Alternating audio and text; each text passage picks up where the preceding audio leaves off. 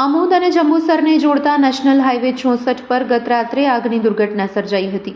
Highway પર દોડતો એક ટ્રક અચાનક ભીષણ આગની લપેટમાં આવી જતા જોતજોતામાં આખું લોખંડી માળખું ધગધગતા અંગારામાં ફેરવાઈ ગયું હતું। આ ઘટનાને પગલે હાઈવે પરથી પસાર થતા મુસાફરો અને વાહન ચાલકો પોતાના જીવ બચાવવા નાસતા ભાગતા જોવા મળ્યા હતા। 32 નાળા નજીક બનેલી આ ઘટનામાં આગ એટલી વિકરાળ હતી કે તેના ઊંચા ઉડતા લપકારા અને ધુમાડાના ગોટા કિલોમીટર દૂરથી જોઈ શકાતા હતા।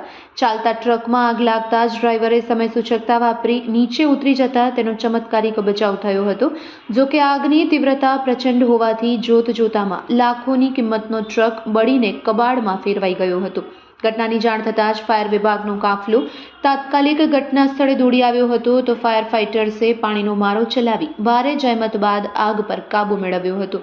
આગ ઓલવવાના પ્રયાસ દરમિયાન હાઈવે પરનો ટ્રાફિક સુરક્ષાના કારણોસર અટકાવી દેવામાં આવ્યો હતો, જેના કારણે વાહનોની લાંબી કતારો લાગી હતી। સદનસીબે આ ભયાનક દુર્ઘટનામાં કોઈ જાનહાનિ થઈ નથી, પરંતુ હાઈવે પર વારંવાર બનતી આવી આગની ઘટનાઓએ વાહનની સુરક્ષા અને ફિટનેસ સામે અનેક સવાલ ઊભા કર્યા છે।